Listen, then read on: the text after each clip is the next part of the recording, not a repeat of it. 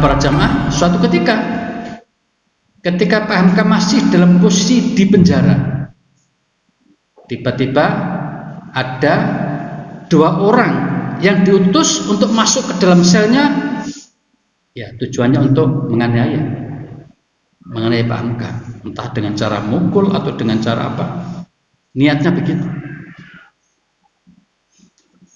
Nah, apa yang terjadi para jamaah?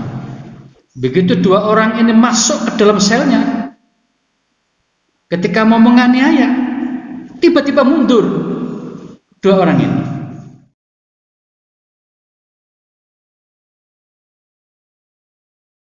Assalamualaikum warahmatullahi wabarakatuh. Alhamdulillahi rabbil alamin, wa bihi nasta'inu ala umurid dunya waddin. Asyhadu an la ilaha illallah wahdahu la syarika lah, wa asyhadu anna Muhammadan abduhu wa rasuluh. Fa usalli wa usallimu ala Muhammad wa ala alihi wa ashabihi ajma'in, amma ba'd. Para jamaah, pagi ini kita akan bahas tentang kiat-kiat meraih istiqomah. Ada sebuah hadis riwayat Muslim an Sufyan bin Abdullah Ats-Tsaqafi, dari sahabat Nabi bernama Sufyan bin Abdullah Ats-Tsaqafi. Qala, dia berkata, qultu, aku mengatakan, ya Rasulullah, wahai Rasul, qulli, katakan untukku, jelaskan kepadaku, fil Islam, mengenai Islam, qaulan, suatu perkataan, suatu penjelasan, la as'alu anhu, yang aku tidak perlu bertanya, ahadan, pada seseorang, ba'daka, setelah engkau. Wa fi hadits Abu Usama, dalam riwayat Abu Usama, ghairaka, selain. Artinya sahabat Sufyan ini ingin mendapatkan penjelasan mengenai Islam yang jelas, padat, ya, mencakup, sehingga dengan kejelasan itu tidak perlu lagi bertanya pada orang lain setelah Nabi atau selain Nabi. Qala, Nabi menerangkan, Nabi menjawab, qul, ucapkan, amantu billah, aku beriman kepada Allah, fastaqim, setelah itu istiqomahlah. Ini perintah untuk istiqomah setelah menyatakan diri beriman. Hadis riwayat Muslim. Para jamaah, banyak ulama ahli hadis yang meriwayatkan hadis ini. Di antaranya Imam Muslim. Ya, kalau kita sudah mendengar Imam Muslim, maka kita bisa meyakini hadis itu sahih. Selain Imam Muslim, banyak ulama lain juga seperti Imam Ahmad bin Hanbal, Imam An-Nasai, Imam Ibn Abi Syaibah, At-Tayalisi, itu juga meriwayatkannya.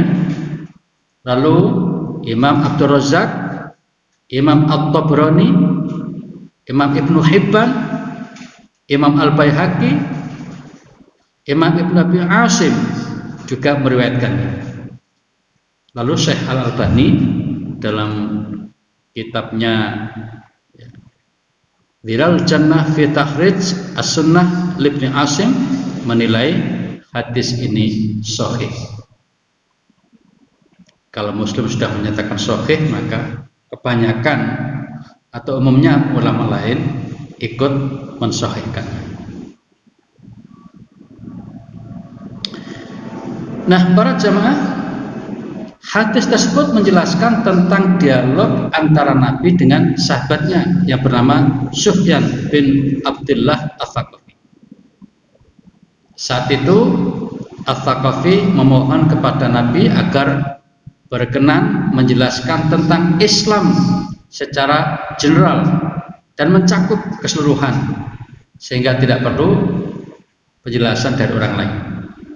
Ini keinginan Sufyan. Nah, saat itu Nabi kemudian menjawab, katakanlah atau ucapkanlah, aku beriman kepada Allah, lalu istiqomahlah. Jadi kalau ingin jadi orang muslim yang baik, sudah nyatakan kita beriman kepada Allah, habis itu istiqomah dengan iman kita itu. Nah, para jamaah, sebagian besar ulama memandang bahwa hadis tersebut memperkuat firman Allah dalam surat Fussilat ayat 30. Jadi umumnya ahli hadis ketika mencantumkan hadis ini menyinggung surat Fussilat ayat 30, dianggap ya relevan, cocok, bahkan ya memperkuat. Demikian juga pakar-pakar tafsir umumnya ketika menyebut surat Fussilat 30 juga mengutip hadis ini. Nah, di antara ulama itu misalnya Al-Mubarakfuri, kemudian Imam An-Nawawi, Imam As-Suyuti, kemudian Imam Al-Munawi. Ulama-ulama ini cenderung menjelaskan ketika menyebut hadis ini maka dikaitkan dengan surat Fussilat ayat 30. Ini terkenal dengan ayat istiqomah. Ini pada saat kita membahas mengenai tanda-tanda husnul khatimah yang lalu sempat kita singgung, ya. Ini ayat istiqomah. Kalau kita bisa istiqomah sampai akhir ayat, otomatis kita akan husnul khatimah. Nah, ini para jamaah ayatnya. Saya bacakan dengan lagu biar agak lumayan. A'udzubillahi minasyaitonirrajim. Innal ladzina qalu rabbuna Allah tsumma istaqamu tatanazzalu 'alaihimul malaikah تتنزل عليهم الملائكة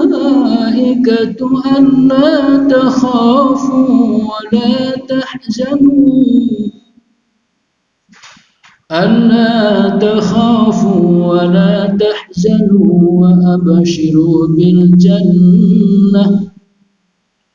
وأبشروا بالجنة التي كنتم توعدون.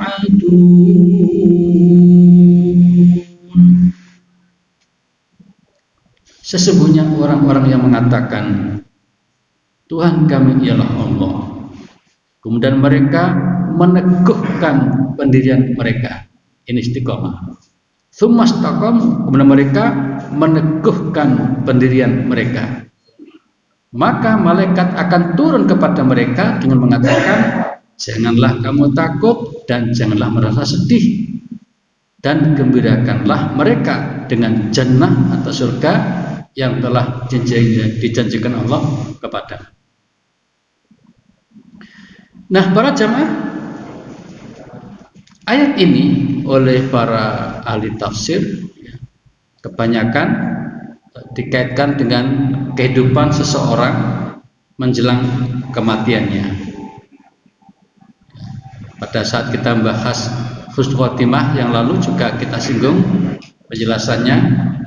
Jadi ayat ini menerangkan pada suatu saat ketika seseorang itu punya iman dan istiqomah dengan keimanannya, maka menjelang kematiannya akan didatangi malaikat.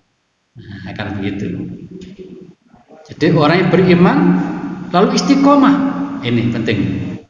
Istiqomah dengan keimanannya, teguh dengan pendirian imannya itu, maka nanti menjelang kematiannya, pada saat sakaratul maut, malaikat hadir menyaksikan orang ini, bahkan dalam bahasa saya itu memberikan bisikan indah, yakni tidak usah takut, tidak usah khawatir, tidak usah sedih, karena surga telah disiapkan untuk Anda yang akan meninggal ini.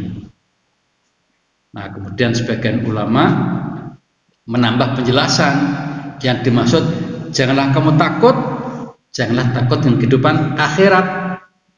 Karena apa? Surga sudah menunggu. Jangan sedih, maksudnya jangan sedih dengan dunia yang akan ditinggalkan. Tidak usah khawatir dengan masalah keluarga, tidak usah khawatir dengan harta yang ditinggalkan. Bahkan yang menarik kata Ibnu Katsir, tidak usah khawatir, tidak usah sedih masalah hutang, karena malaikat nanti ikut mengurusnya. Itu tafsir Ibnu Katsir. Nah, ini adalah hadiah atau anugerah yang diberikan pada orang yang istiqomah dalam hidupnya. Nah, saya ingin menambahkan para jamaah, dengan orang istiqomah dalam hidupnya, bukan hanya saat-saat menjelang kematian itu didatangi malaikat, bahkan dalam suasana hidup normal, ya, kemudian orang ini teraniaya, hidupnya dianiaya oleh seseorang atau oleh rejim misalnya, maka suatu ketika Allah menunjukkan kekuasaannya menolong orang ini. Ya, misalnya kalau kita baca kisah Profesor Dr. Hamka, ini enak untuk kita ceritakan terus itu kapan saja. Kebetulan beliau ini kan tokoh kita ya, Pak Hamka. Pak Hamka ini orang yang serba bisa. Dikatakan politikus, ya dia tokoh masyhur. Dikatakan sejarawan, iya dia punya buku namanya Sejarah Umat Islam 5 jilid. Bayangkan. Beliau juga seorang sastrawan, pujangga, ya banyak karya-karya sastranya. Di antaranya adalah tenggelamnya kapal Van der Wijk. Terus yang pernah difilmkan juga yang lain itu ya ada Nur Hayati gitu ya. Di bawah naungan Ka'bah, banyak sekali kok ya yang difilmkan itu. Ini menunjukkan kepujanggaannya, kesastrawannya. Dan beliau seorang ulama. Jelas sekali kenapa ditunjuk oleh Pak Harto, oleh ulama yang lain sebagai pemimpin ulama yang pertama MUI pada tahun 75 kurang lebih ya. Beliau ditunjuk sebagai ketua Masjid Ulama Indonesia yang pertama ketika Mukti Ali menjadi Menteri Agama. Dan Pak Hamka saat itu bilang kepada pemerintah, saya mau jadi ketua kalau tidak dibayar. Bayangkan ya. Ya gara-gara itu sampai sekarang orang MUI itu nggak dibayar. Tapi kalau ingin bikin acara boleh mengusulkan pemerintah untuk dibiayai. Tapi orang per orang dengan kedudukannya sebagai ketua MUI pengurus nggak dibayar, tidak ada bayaran itu. Ya sama di pengurus Muhammadiyah kan juga nggak dibayar itu, nggak dibayar orang per orang, kecuali yang bagian sekretariat itu kerja itu. Itu biasanya ada. Tapi kalau pengurus ketua PWM, ketua PDM itu bayaran khusus tidak ada. Itulah dikenal oleh Pak Hamka. Itu sebabnya maka Pak Hamka semakin ya, dihormati oleh banyak pihak. Nah, kaitan dengan istiqomah apa? Saya sangat meyakini beliau orang istiqomah. Ya, istiqomahnya luar biasa. Ya. Dia memegang teguh dengan pendiriannya, termasuk ya ketika dalam sidang ya di parlemen itu luar biasa beliau ingin menampilkan wajah Islam sedemikian rupa. Nah, karena waktu itu Pak Hamka pikiran-pikirannya berseberangan dengan pemerintah, maka diciduk, dijebloskan penjara tahun 60-an dan tidak tanggung 2 tahun 4 bulan. atau 2,5 tahun lah ya, kalau kita bulatkan. Coba bayangkan 2,5 tahun, dan itu tanpa proses pengadilan. Betapa menyedihkannya itu. Mungkin ada ya orang sekarang kayak gitu dia. Tanpa proses pengadilan, bukan dijeblos ke penjara dulu gitu. Nah, para jamaah,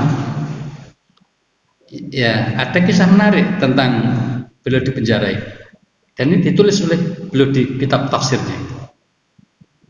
Banyak cerita menarik Pak Hamka tentang dirinya masuk dalam bukunya tafsir itu, Al-Azhar.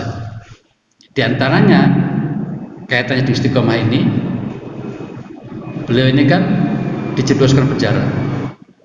Orang normal pasti mengatakan dia menderita, ya kan?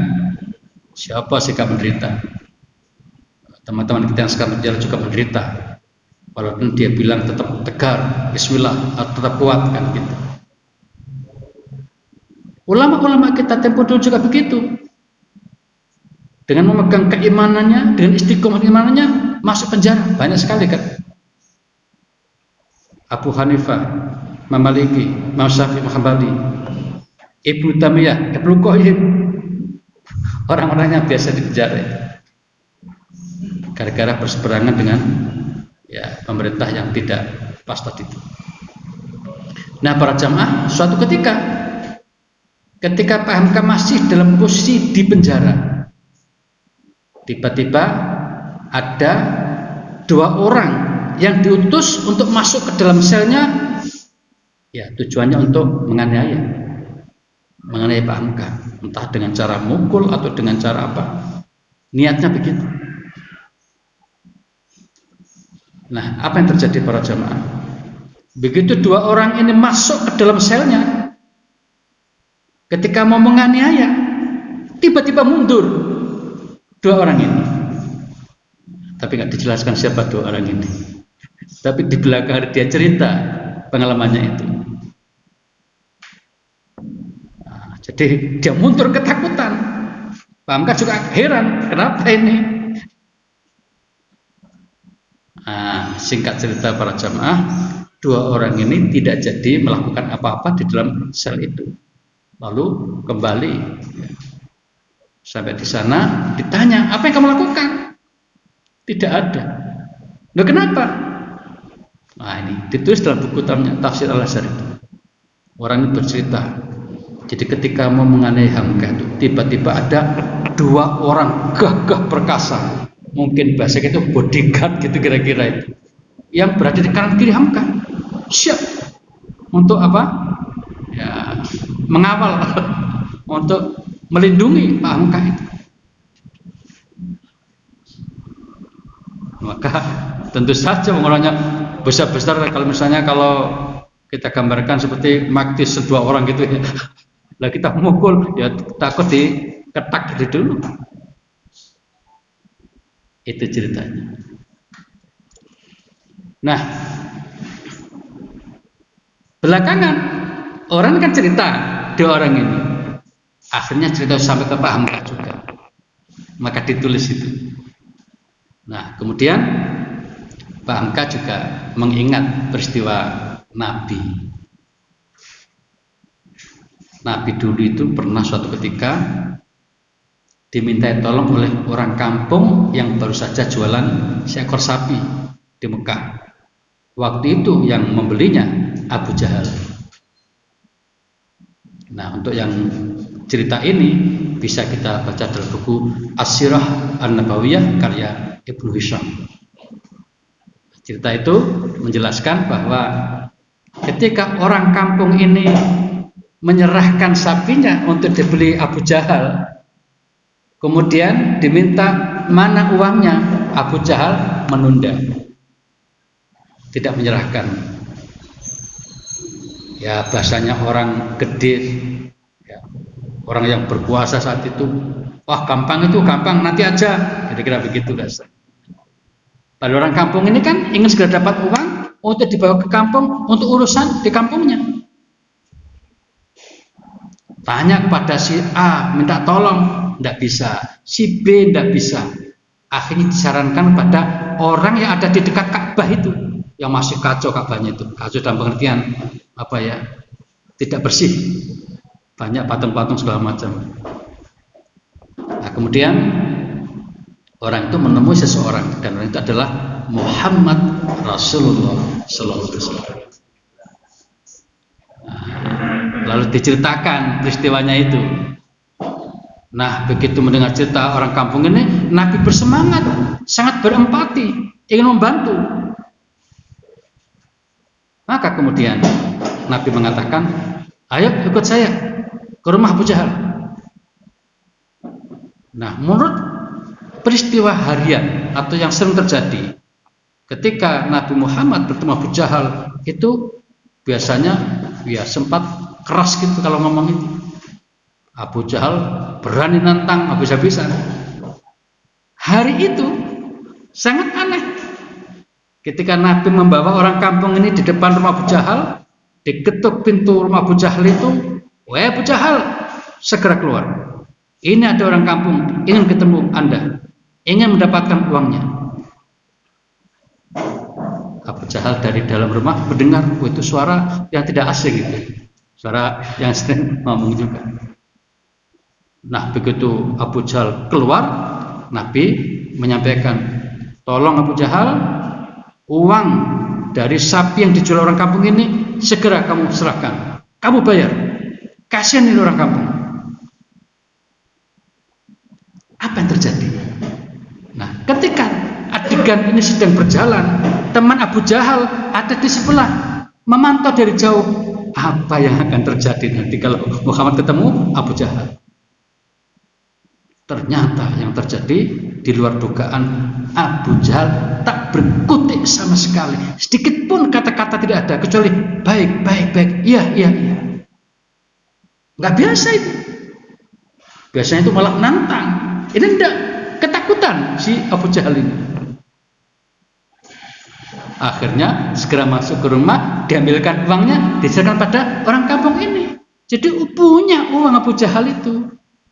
Hanya melecehkan orang-orang lemah seperti orang kampung ini.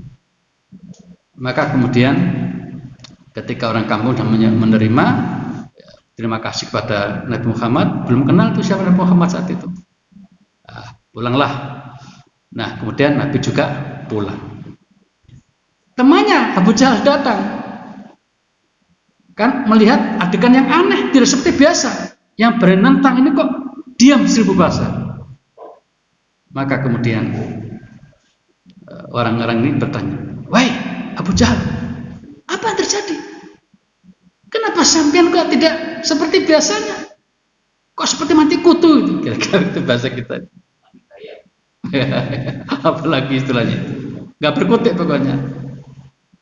Abu Jahal cerita, ketahuilah teman-teman, begitu saya mendengar Muhammad mengatakan, "Ayo segera kau serahkan uangnya untuk orang ini," maka tiba-tiba muncul di belakang Nabi itu, di depan Muhammad itu, kata, ada kepala seekor unta yang besar sekali,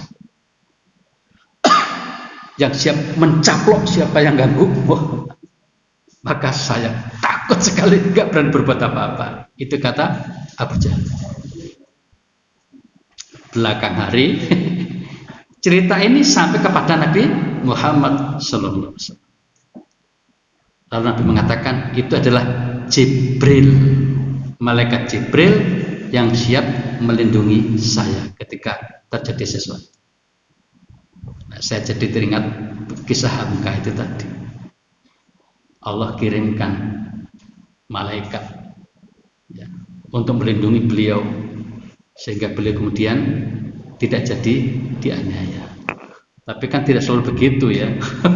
Nabi juga nggak selalu dilindungi oleh Allah, kan saat ketika dilepas sampai dilempar giginya patah, ya kan?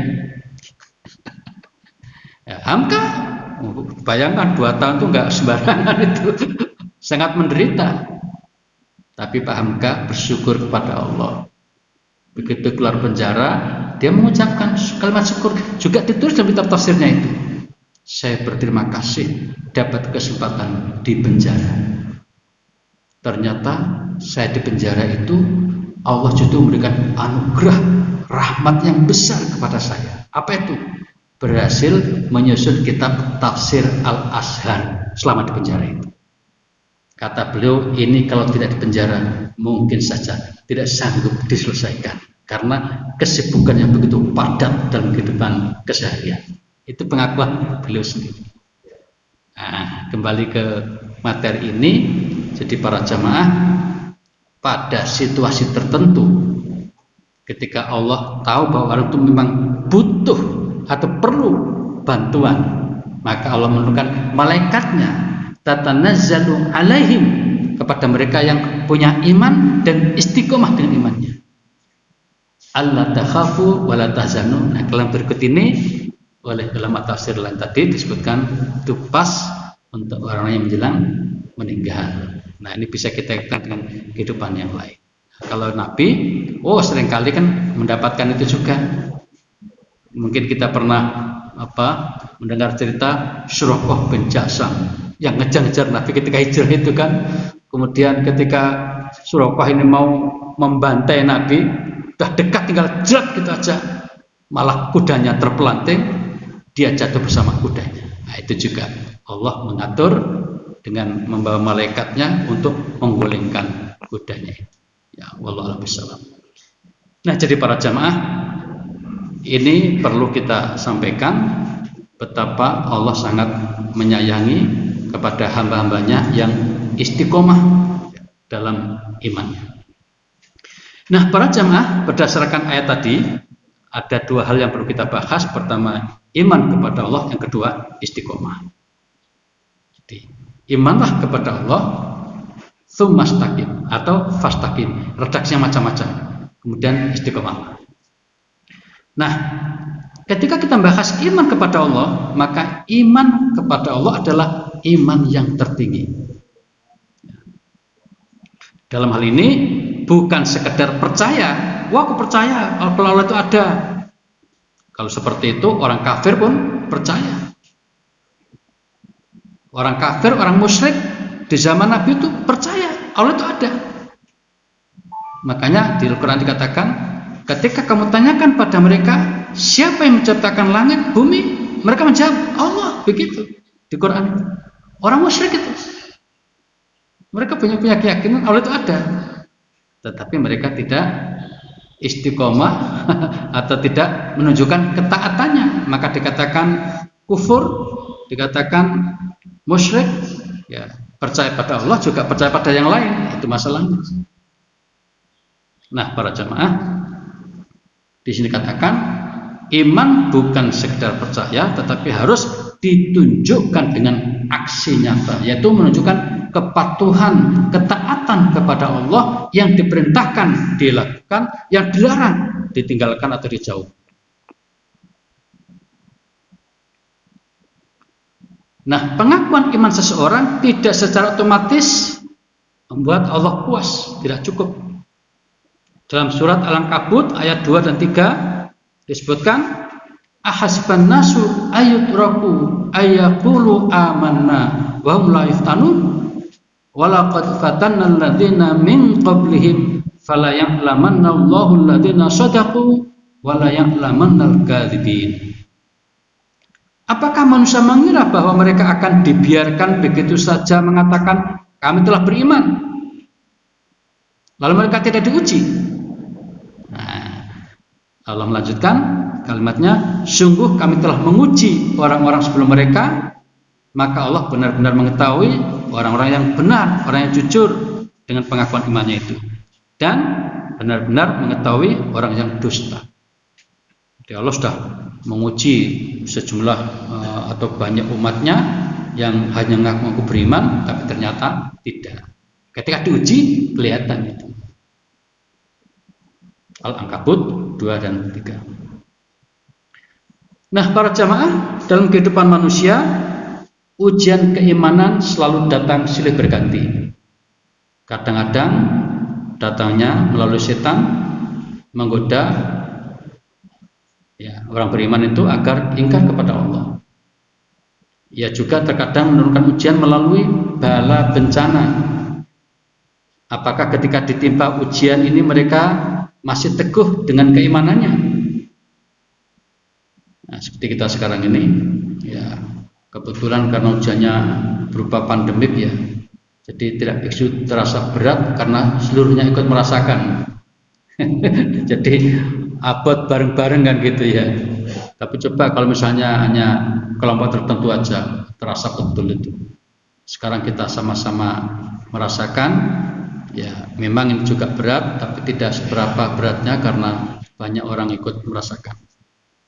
Di sini dikatakan, apakah ketika ditimpa ujian ini mereka masih teguh dengan imannya? Ujian keimanan bisa berupa sesuatu yang menyedihkan, tapi kadang-kadang juga sesuatu yang menyenangkan. Jadi ada ujian itu kadang-kadang buat orang itu sedih, dibikin sedih gitu. Misalnya kehilangan sesuatu, kan sedih ya. Terjadi kecelakaan, itu kan ujian. Sebaliknya ada ujian dalam bentuk yang menyenangkan, rezekinya dilimpah ruahkan, ya. Jadi karirnya ditingkatkan sedemikian rupa sehingga menjadi orang yang berkedudukan tinggi. Nah, ketika dia seperti itu, masih enggak beriman pada Allah atau menyalahgunakan jabatan. Nah, itu persoalan. Namanya orang itu umumnya tidak pernah merasa kenyang dengan kekayaan, tidak bisa. Punya 100 mobil gitu, masih ingin dapat 101. Gitu ya.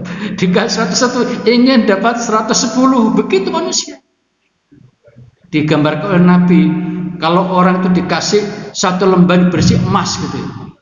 Kalau di sini cocoknya menggambarkan satu gunung bersih emas dikasih orang itu, masih pengen punya gunung yang kedua yang bersih emas. Itu manusia. Tidak pernah merasa puas. Nah, tapi kalau orang beriman, enggak. Itu orang umum ya, orang beriman itu orang spesial. Maka apakah ketika dia diberi ujian dalam bentuk yang menyedihkan atau menyenangkan, iman kepada Allah tetap dipegang teguh. Nah, ketika sedih dia sabar. Ketika mendapatkan sesuatu berapa dia bersyukur. Nah, sehingga harta yang diterima itu ditasarrufkan, diinfak sedekahkan untuk hal-hal yang semestinya. Nah, jika orang bisa bertahan dalam kehidupan seperti ini, bersyukur ketika mendapatkan nikmat, bersabar ketika mendapatkan cobaan yang menyedihkan, dan terus dipertahankan, itulah yang namanya istiqomah itu. Istiqomah dengan keimanannya. Nah, baik. Nah, apa itu sebenarnya istiqomah? Kalau buka di kamus, istiqamah itu tulisannya ya. Jadi bahasa Indonesia istiqomah itu istiqamah. Tapi kita ini kadang-kadang merasa enak jadi orang yang berbahasa Arab ya. Nggak enak baca istiqamah itu. Tapi itulah bahasa yang benar, istiqamah itu. Bahasa Indonesia yang benar. Tapi istiqomah juga dibenarkan karena serapan dari bahasa Arab, sehingga supaya tidak jauh dari pembacaannya, maka ditulis pakai ki, istiqomah bacanya.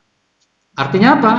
Lurus, ajak, teguh, kukuh, tidak mudah goyah. Itulah istiqomah itu. Jadi kalau orang punya iman lalu kukuh dengan keimanannya, ya, teguh dengan keimanannya, tidak mudah goyah dan bahkan tidak bisa goyah, itulah yang namanya istiqomah. Nah, ini pernah disampaikan kepada beberapa sahabat Nabi tentang apa itu istiqomah. Rupanya penjelasannya berbeda-beda. Itu tergantung kesan orang ya. Nah, Abu Bakar menjelaskan istiqomah adalah kemurnian tauhid. Jadi mempertahankan kemurnian tauhid, hanya Allah satu-satunya Tuhan yang disembah, yang dipatuhi. Nah, ini kemurnian tauhid. Kemudian kalau Umar bin Khattab mengatakan istiqomah itu adalah komitmen terhadap perintah dan larangan, lalu tidak menipu. Artinya ya kekeh betul, yang diperintahkan dilaksanakan, yang dilarang dijauhi. Itulah istiqomah. Utsman bin Affan lain lagi, istiqomah adalah mengikhlaskan amal kepada Allah. Jadi penekanannya pada keikhlasan. Sama saja juga tauhid ini. Melakukan apapun harus semata-mata karena Allah. Itu namanya ikhlas. Karena memang ada ungkapan, amal-amal yang kita lakukan akan sia-sia kalau tidak ikhlas karena Allah. Ada hadis yang disabdakan Nabi, innallaha la yaqbalu minal amali illa ma kana lahu khalisan wabtuhu bi wajh. Allah tidak akan menerima amal kecuali dilandasi keikhlasan karena Allah dan semata-mata mencari ridhonya. Atas dasar ini para jamaah, maka kemudian ya yang penting dalam beramal itu adalah keikhlasan. Kemudian Mujahid Ali bin Abi Thalib mengatakan istiqomah adalah melaksanakan kewajiban-kewajiban. Oke. Mujahid mengatakan istiqomah adalah komitmen terhadap syahadat tauhid sampai akhir hayat ketemu dengan Allah Subhanahu wa taala. Nah, itu intinya di situ. Masing-masing sahabat ini punya penekanan. Tapi intinya adalah komitmen, jadi suatu prinsip yang teguh, ada semacam janji kuat dalam dirinya itu untuk melaksanakan perintah dan menjauhi larangannya. Intinya. Ibnu Rajab ya, dalam kitabnya Jamil Ulum wal Hikam ya, beliau menggambarkan istiqomah itu seperti Shiratul Mustaqim ya, agama yang lurus tidak melenceng ke kanan dan ke kiri. Hal itu mencakup pelaksanaan semua ketaatan yang nampak dan tersembunyi, juga meninggalkan semua larangan ya, intinya sama ya. Nah, ini kita simpulkan. Jadi dengan beberapa penjelasan dari para sahabat Nabi tadi itu dan juga beberapa ulama dapat dipahami bahwa seorang mukmin yang istiqomah adalah mukmin yang selalu mempertahankan keimanan dan akidahnya dalam situasi dan kondisi apapun. Itu istiqomah. Ya. Jadi mempertahankan keimanan dan akidahnya dalam situasi dan kondisi apapun. Ini istiqomah. Kadang-kadang kan ada orang itu ya, ketika dibujuk dengan jabatan, lalu ucapan dan keimanan yang selama ini dipegangi menjadi tidak lagi. Saya tidak tahu misalnya saat sekarang ini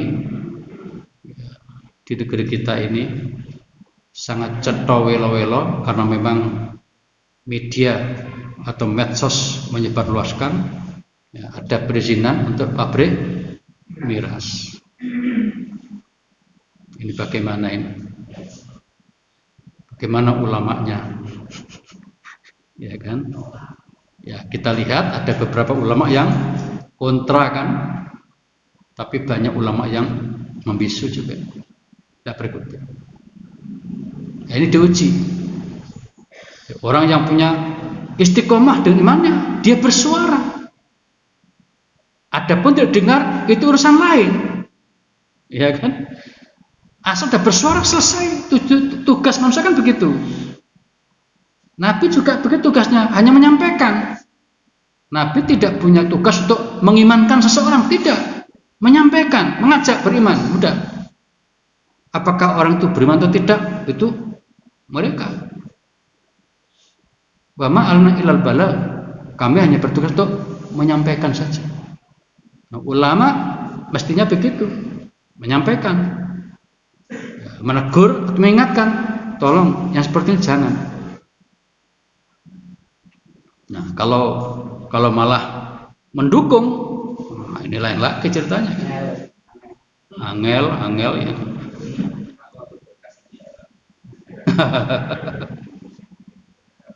Ya, jadi tidak berpaling ke kiri, tidak berpaling ke kanan. Jadi orang yang istiqomah itu selalu menjaga ketaatan kepada Allah lahir dan batin dan meninggalkan semua bentuk larangannya. Ia senantiasa sabar dalam menghadapi seluruh godaan dan syukur dengan segala nikmat. Itulah manusia mukmin yang sesungguhnya dengan istiqomahnya itu. Baik para jamaah, selanjutnya kita langsung ke bagaimana kiat-kiat agar kita bisa istiqomah.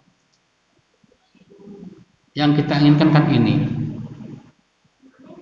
Bagaimana agar kita bisa istiqomah? Apa caranya? Ini hanya sebuah wacana atau teori ya. Tergantung masing-masing kita seperti apa cara menempuhnya. Yang pertama, menghayati 2 kalimat syahadat. Asyhadu an la ilaha illallah wa asyhadu anna Muhammadar Rasulullah. Atau wa asyhadu anna Muhammadan abduhu wa rasuluh. Itu adalah 2 kalimat syahadat. Nah, kalau di Muhammadiyah ada istilah apa? 2 syahadat melingkar. Itu masih apa namanya? Lambang saja. Nah, sekarang di sini kita tekankan menghayatinya. Keimanan ya, kita menyatakan saya bersaksi. Bersaksi itu mengakui maksudnya, bukan melihat ya. Pernah dapat kiriman WA ya, ada orang kafir, orang non muslim yang mengatakan orang Islam itu pembohong. Kenapa? Dia katanya bersaksi. Bersaksi harus pakai mata. Mana mungkin orang bisa melihat Tuhan. Nah, kita enggak begitu pemahamannya. Bersaksi maksudnya adalah mengakui, mengimani. Kita bersaksi tidak ada Tuhan kecuali Allah.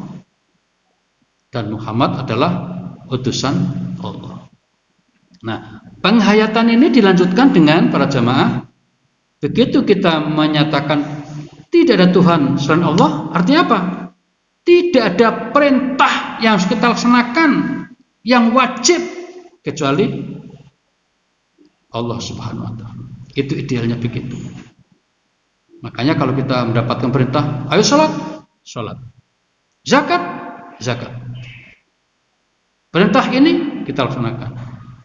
Itu masuk ke wilayah penghayatan. Jadi bukan sekedar membaca berulang-ulang, tetapi membaca, difahami, dihayati, sehingga menjadi kekuatan dalam diri kita ini untuk melakukan sesuatu yang menggambarkan ketaatan hanya kepada Allah Subhanahu wa taala.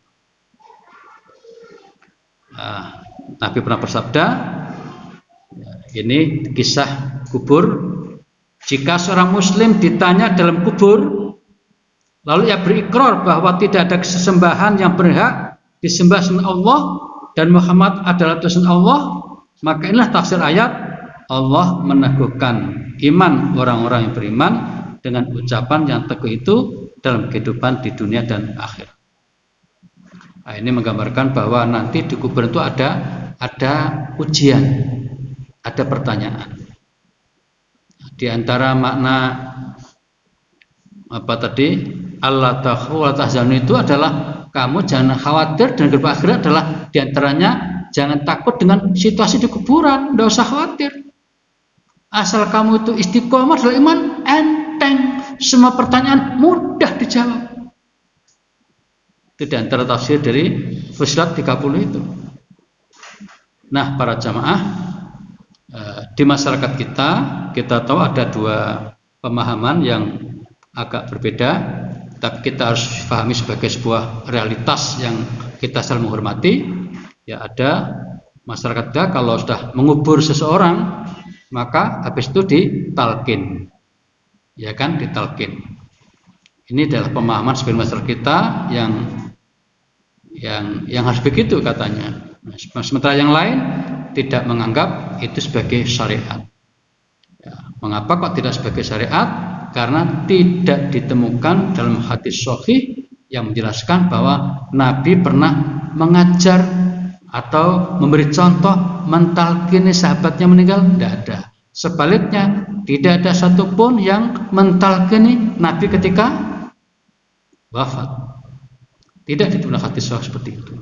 Tapi memang ada hadis dhaif atau bahkan sebagian menilai palsu tentang riwayat talqin ini. Tapi baiklah, itu tidak usah lebih jauh bahasnya. Yang jelas sudah fenomena di masyarakat kita, ada yang percaya perlu talqin, ada yang percaya tidak perlu talqin. Kita menghormati. Tapi semuanya meyakini di kubur ada alam yang namanya pertanyaan malaikat itu. Ini sama-sama semuanya meyakini. Nah, dikatakan pada hadis ini ya, ketika seseorang dalam hidupnya sudah membiasakan untuk membiasakan bersaksi tidak ada Tuhan kecuali Allah dan dihayati betul dan dipraktekkan dalam kehidupan sehari-hari, menunjukkan kepatuhannya, yang diperintahkan dilaksanakan, yang dilarang dijauhi, maka nanti di dalam kubur begitu datang malaikat mungkar nakir, pertanyaan apapun mudah diselesaikan, dijawab dengan lancar.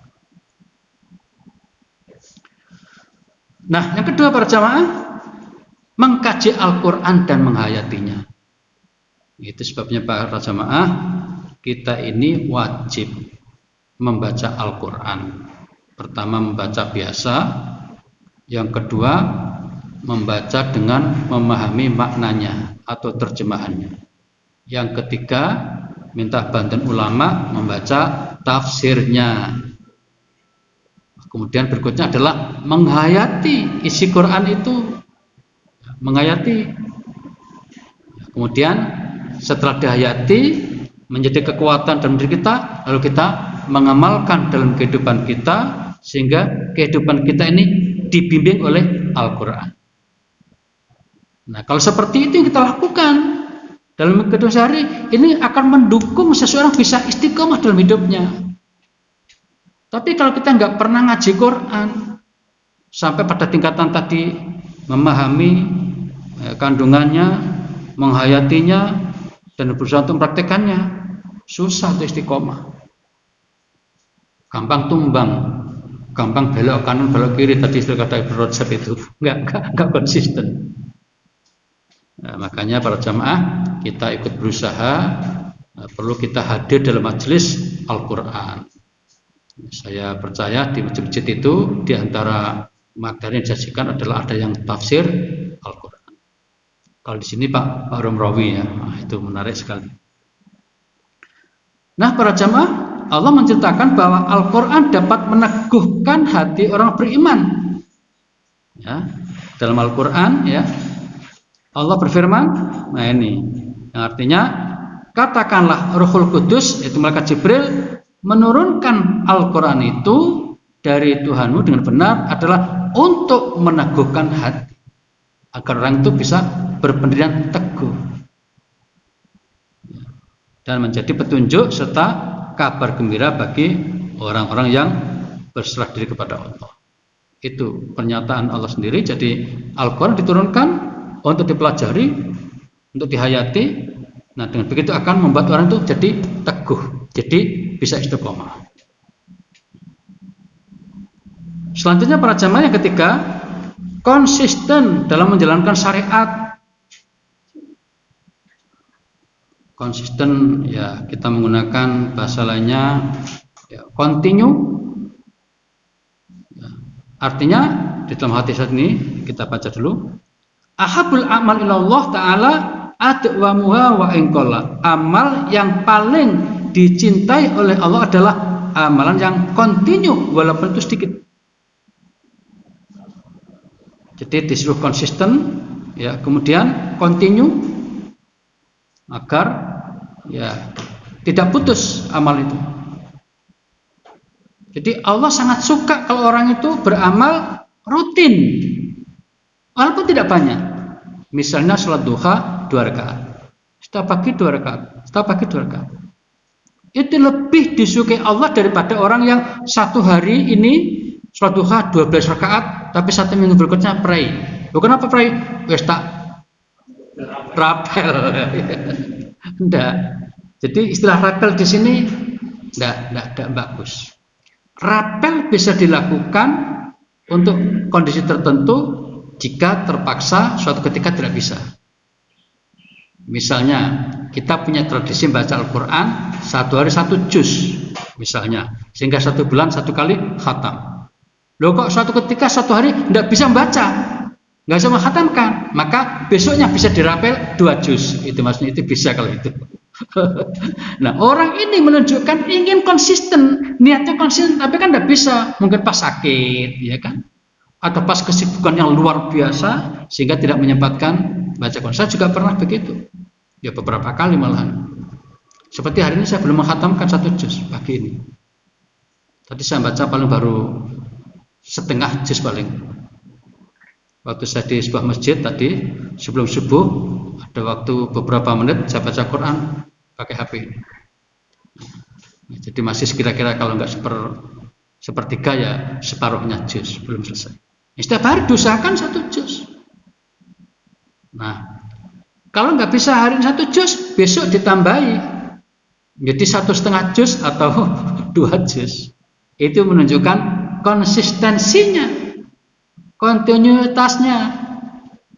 Nah, kalau ini dilakukan oleh seorang, maka bisa membangun pada pribadinya di istiqomah. Akhirnya bisa istiqomah dia. Setiap malam niatnya tahajud, ya kan? Setiap malam niat tahajud. Nah, tahajud ini kan oleh Nabi dikasih kelonggaran, bisa bervariasi jumlah maupun caranya. Pernah kita bahas 2-3 tahun lalu di sini. Jadi idealnya kan 11 rakaat. Itu ideal, normal. Nah, caranya bermacam-macam.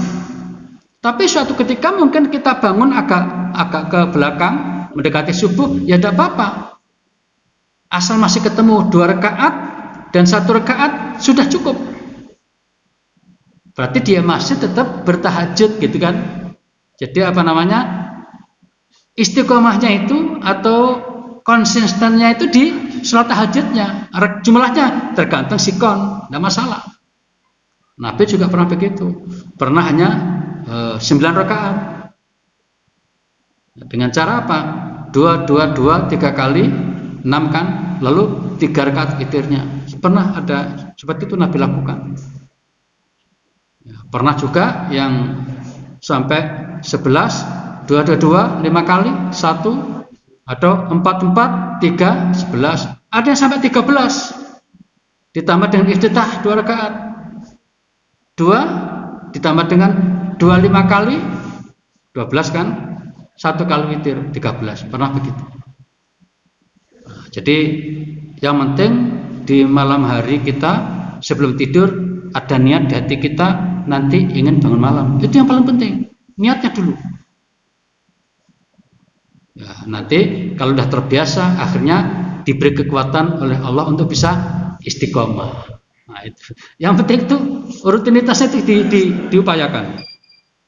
Jangan seperti seorang sahabat Nabi, ya, yang digambarkan Nabi ketika menasihati Abdullah bin Amr, ya, dengan kalimatnya, ya Abdullah, ya Abdullah, la takun mithla fulan, kamu jangan seperti si A ini, si fulan ini. Apa?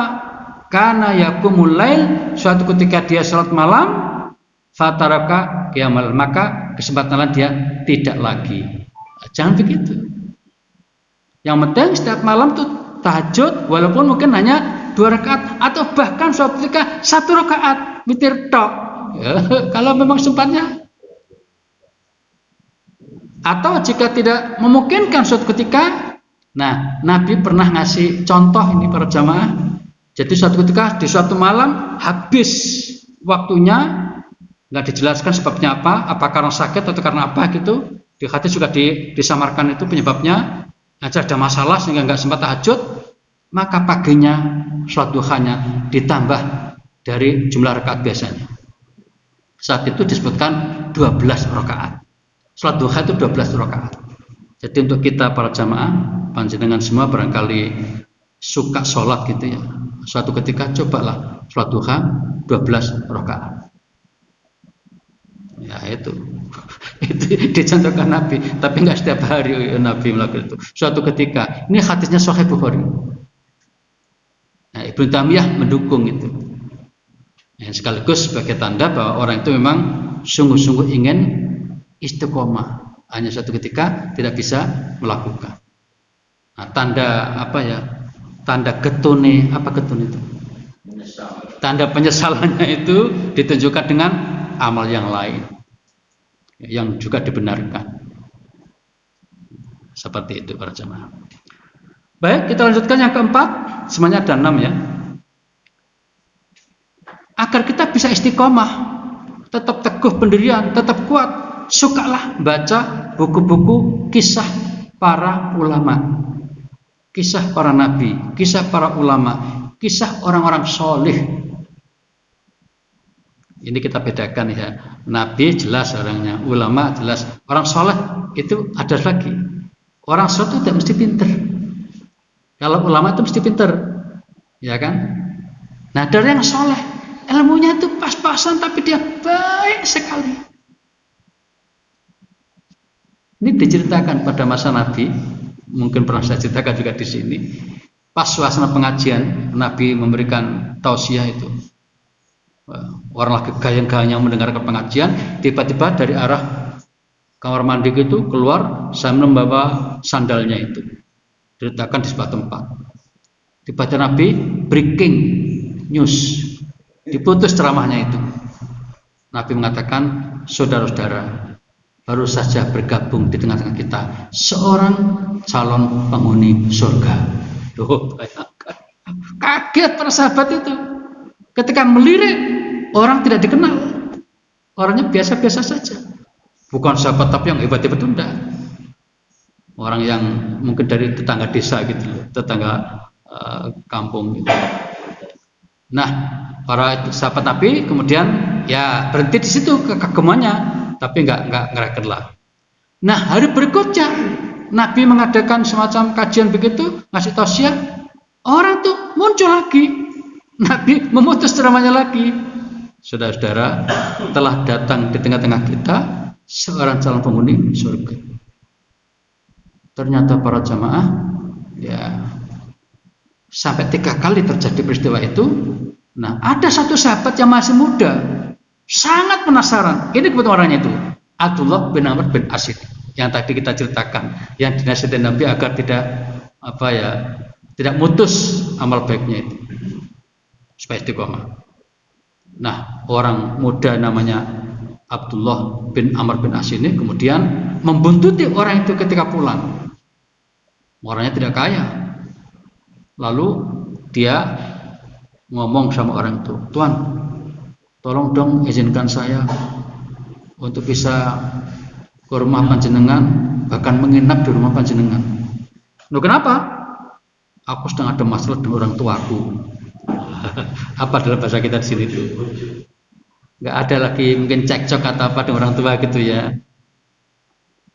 Dia bilang, "Oh, saya ini kan orangnya begini, kenapa sama ikut saya?" "Nggak apa-apa, apapun yang terjadi, saya ikut Tuhan saja kalau Tuhan mengizinkan." Baiklah, akhirnya ikut.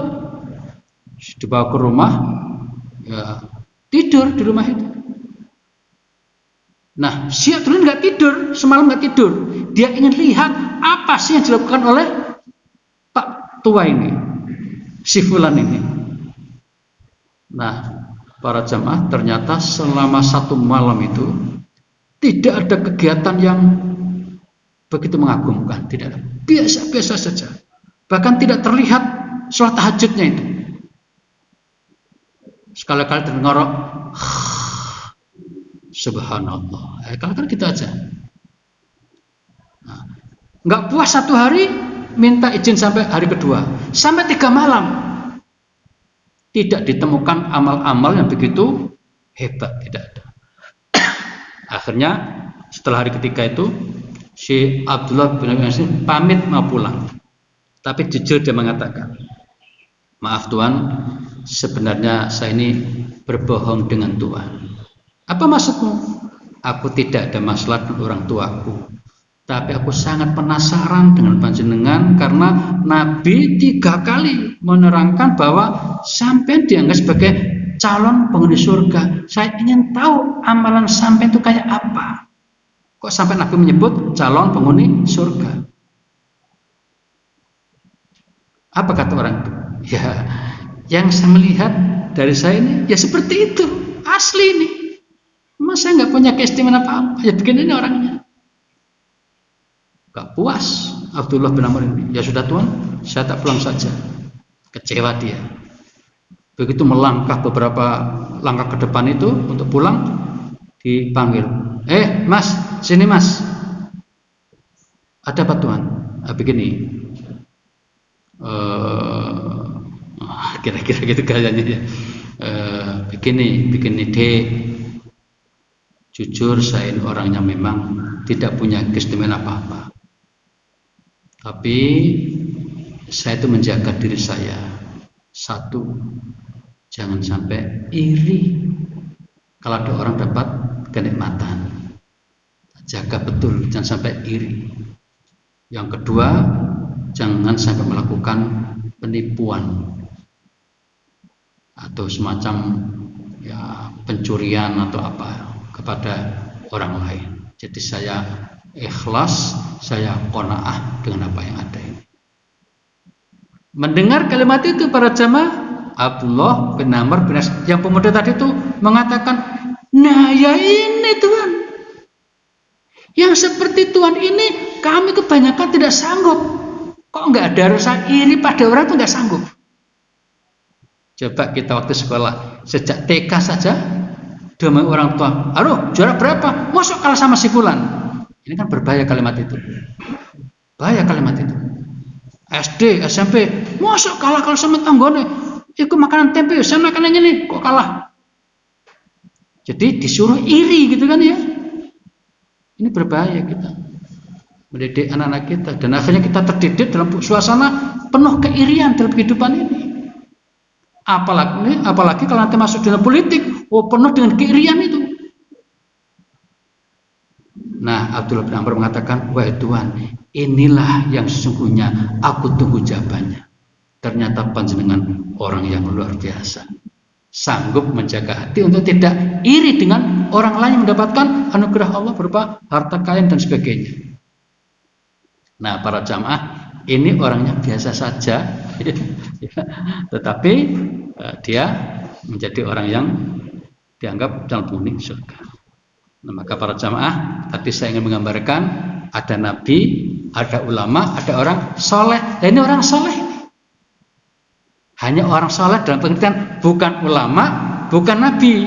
Itu maksud saya. Jadi kita tidak usah khawatir untuk tidak menjadi ulama, tapi kita berkesempatan menjadi orang soleh. Nah, membaca kisah ini sangat penting. Ya, saya persingkat. Imam Abu Hanifah mengatakan, kisah-kisah para ulama dan duduk bersama mereka itu lebih aku sukai daripada menguasai beberapa bab fikih. Karena dalam kisah mereka diajarkan berbagai adab dan akhlak luhur mereka. Biasanya para jamaah kalau kita membaca kisah hidup orang soleh atau orang yang baik atau orang sukses, maka akan muncul motivasi kan dalam diri kita ingin seperti mereka. Nah, iri ini dibolehkan. Jadi Nabi mengatakan la hasata illa fisnain, boleh iri dalam dua hal. Pertama apa? Orang berilmu mengamalkan ilmunya, orang kaya harta yang mensedekahkannya. Boleh kita iri pada itu. Kalau hanya iri pada jabatan, ya tidak boleh. Karena apa? Kalau dengan jabatan seorang, biasanya kita lalu muncul sikap jahat yang lain. Apa? Menjegal, menjatuhkan, gitu. Tapi kalau kita iri pada orang yang berilmu, yang mengamalkan, maka kita menjadi ingin belajar sebanyak-banyaknya. Kalau kita iri dengan orang kaya yang bersedekah, maka kita berusaha untuk ya juga bisa bersedekah. Ya paling tidak podo sedekah walaupun jumlahnya beda gitu. Kalau orang kaya jumlahnya banyak, kita yang miskin misalnya jumlahnya ya sekian gitu. Nah, kemudian ada ungkapan dari ulama, ini menarik para jamaah ya. Berikutnya, bergaul dengan orang soleh. Ya, bergaul dengan orang soleh ini kata Fudail bin Iyad, ini ulama yang mengatakan. Tapi menarik untuk kita renungkan. Nadrul mu'mini ilal mu'mini yajlu al-qalba. Pandangan seorang mukmin pada mukmin lain akan bisa mengilapkan hati. Jadi kalau suatu ketika kita resah gitu ya di rumah kok enak, terus kita keluar ketemu orang soleh, mengajak berbincang-bincang, Allah memberikan suasana yang baik sehingga kita tadinya sumpek menjadi lega. Nah, jadi digambarkan apa? Mengkilapkan hati yang tadinya hati itu penuh dengan karat gitu kan ya, maka menjadi bersih, menjadi ikhlas, menjadi tenang. Itu bisa terjadi pada seseorang ketika datang pada orang soleh dalam artian sesungguhnya ya, kayak orang tadi itu loh ya, itu ada yang mengatakan namanya Abu Sa'id di hadis yang Ahmad itu dirahasiakan namanya, seorang rajulun gitu aja. Di keterangan syarah hadis lain sebutkan itu namanya Sa'id ya. Wallahu a'lam bishawab. Yang terakhir para jamaah, yang terakhir ya, supaya kita bisa istiqomah, berdoalah kepada Allah agar kita diberi keistiqomahan. Dalam sebuah ayat ya, dalam Al-Quran, Allah memuji orang-orang beriman yang selalu berdoa kepadanya untuk minta keteguhan iman ketika menghadapi ujian. Ya, doanya adalah Rabbana wa Tuhan kami afri alaihim, berikan kami kesabaran ya Allah, wa tsabit aqdamana ya Allah, teguhkan langkah-langkah perjuangan kami ya Allah, wangsurna tolonglah kami ya Allah alal qaumil kafir, atas dalam menghadapi orang kafir yang enggak genah itu, yang macam-macam itu, yang merongrong persatuan kami. Ini Al-Baqarah 250. Kemudian ini ada riwayat menarik, Imam Al-Hasan ketika membaca surat Fussilat 30 tadi itu, yang saya katakan ayat istiqomah itu, biasanya nambahi doa. Begitu baca itu dia berdoa, Allahumma ya Allah, anta rabbuna, engkau Tuhan kami, farzuqna, berikan kami al-istiqomata, sikap istiqomah. Nah, ini bisa kita baca sewaktu-waktu ya, terutama ketika membaca ayat itu. Boleh kita berhenti. Jadi misalnya innal ladzina qalu rabbuna Allah tsumma istaqamu tatanazzalu 'alaihimul malaikatu alla takhafu wa la tahzanu wa abshiru bil jannati allati kuntum tu'adun. Allahumma anta rabbuna farzuqnal istiqamah ya Allah. Boleh. Jadi kita bisa, bahkan di dalam hadis itu diceritakan Nabi kalau pas membaca ayat tertentu langsung menjawab juga di situ. Jadi kalau kita ada perintah untuk istighfar, astagfirullah, begitu, itu ada hadisnya. Nah, para jamaah, inilah yang bisa disampaikan pada kesempatan pagi ini.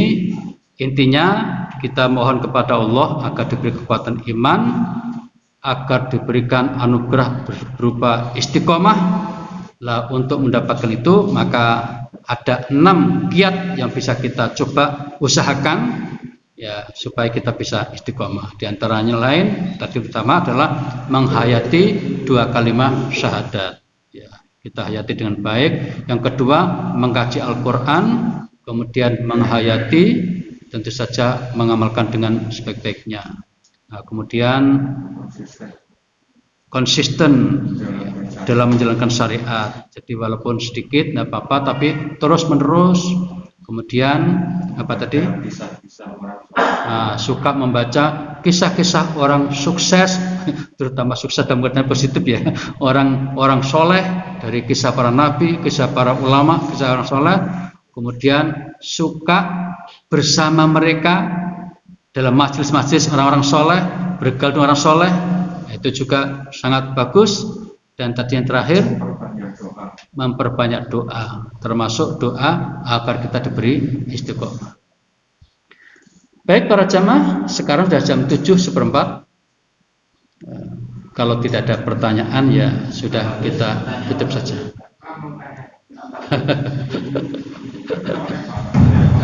Silakan kalau ada pertanyaan. Saya mohon dijelaskan sedikit bagaimana istiqomahnya kakak mobil itu istiqomahnya pegawai bagaimana menjelaskan. Wah angel itu.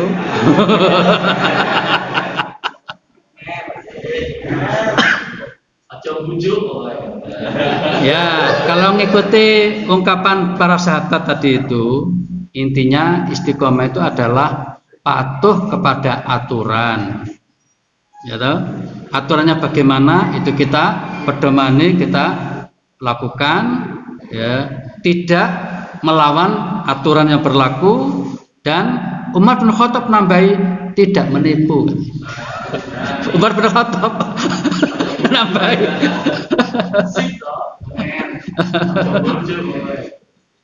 Ya itu. Mungkin itu ya jawabannya. Masih ada, monggo. Bismillahirrahmanirrahim. Assalamualaikum warahmatullahi wabarakatuh. Waalaikumsalam. Nama saya Yusuf. Saya bertanya tentang bagaimana membentuk kebiasaan yang istiqomah, karena saya pernah baca kalau menurut teori psikologi, kalau kita melakukan rutin setiap hari selama 20 hari tanpa putus, itu akan terbentuk. Jadi sesuatu yang di awalnya dipaksakan, setelah 20 hari itu jadinya kebiasaan, karena kalau kita tidak melakukan justru nggak enak, atau tanpa kita sadari melakukan. Terus kemudian kalau menurut Islam katanya 40 hari. Apakah memang seperti itu? Seperti itu untuk bagaimana supaya kita istiqomah. Misalnya istiqomah mengaji 1 hari, katanya 1 halaman gitu. Melakukan setiap hari, setelah itu kita sudah terbiasa atau bagaimana? Iya. Itu semua kan teori ya. Jadi teori itu bisa berlaku pada sebagian orang dan mungkin juga bisa untuk semua orang. Ada orang yang baru 10 kali melakukan yang sama sudah teguh dia, udah istiqomah ada. Ada orang yang tadi 20 hari, ada yang 40 hari, ya. Tapi yang saya dengar itu 40. 40 itu banyak sekali ya keterangan tentang 40 ini. Pak Hamka termasuk mengatakan begini. Kalau ada seseorang sanggup melakukan sholat tahajud 40 hari berturut-turut, maka akan terjadi sesuatu yang luar biasa pada orang itu. Ya, kalau kita pahami dengan baik ya, apabila itu dilakukan dengan ikhlas ya, dan itu wajar sekali, sangat sesuai dengan ilmu psikologi juga. Jadi kalau dibiasakan begini akan menjadi tidak berat ya, menjadi ringan seperti yang lain-lain. Pada mulanya kita datang ke masjid itu berat sekali kan, nggak enak ke masjid itu, nggak enak kan gitu ya, berat sekali. Saking nggak enaknya itu sampai akhirnya apa? Masjid itu seperti sesuatu tempat yang apa itu? Yang angker, gitu kan? Sehingga nggak enak ke masjid itu. Nah, begitu sekali dipaksakan, gitu ya, 2 kali dipaksa, 3 kali agak ringan paksaannya, akhirnya menjadi ringan sama sekali. Itulah memang kita diajak untuk mencoba-coba dulu, membiasakan. Nah, ketika masih dalam proses pembiasaan itu apa? Berat.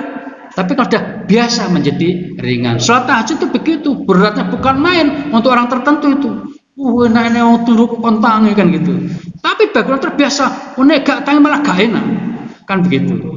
Insya Allah seperti itu. Jadi kita dari sini kita ambil pelajaran, mari kita membiasakan sesuai dengan kemampuan kita masing-masing. Insya Allah kalau sudah terbiasa, apakah 10 kali, apakah 20, 40 kali, menjadi kuat. Tapi tetap saja hati-hati para jamaah, ini seringkali bisa merusak amal kita. Jangan sampai amal kita yang sudah baik ini hancur gara-gara hati kita yang tidak bersih lagi ketika kita beramal. Misalnya apa? Ya bukan karena Allah lagi gitu ya, tapi karena untuk mendapatkan image dari masyarakat sekitarnya agar dikatakan orang yang soleh, orang yang alim. Itu harus kita hindari. Nah, ini bisa kita lakukan dengan cara apa? Sering ketemu orang soleh untuk mengingatkan kita. Karena kita tuh diperintahkan untuk saling mengingatkan. Tawasau bil haq. Itu makanya orang hebat itu biasanya ada sahabat di kelilingnya itu. Nabi yang orang hebat itu aja masih ada sahabat-sahabatnya. Nanti raja-raja itu juga masih ada sahabat-sahabatnya yang baik-baik itu. Musa ada Harun kan gitu kan. Dan selalu ada orang-orang yang di sekitarnya itu yang ya dijadikan sebagai penasihat. Ya, maka kita ini menjadikan teman-teman kita yang sosial menjadi penasihat kita. Makanya kalau ada orang mengingatkan kita, tidak usah dijawab dulu, kita renungkan, itu bagus, kita praktekkan. Kalau tidak bagus, kita diam saja. Tapi kalau orang itu perlu penjelasan, ya kita jelaskan supaya tidak menimbulkan fitnah. Barangkali itu para jamaah, mudah-mudahan bermanfaat. Mohon maaf apabila di antara kalimat yang terungkap atau terucap tadi ada yang kurang berkenan. Kita akhiri dengan doa kafaratul majlis. Subhanakallahumma bihamdika asyhadu an la ilaha illa anta astaghfiruka wa atubu ilaik. Terima kasih. Wassalamualaikum warahmatullahi wabarakatuh.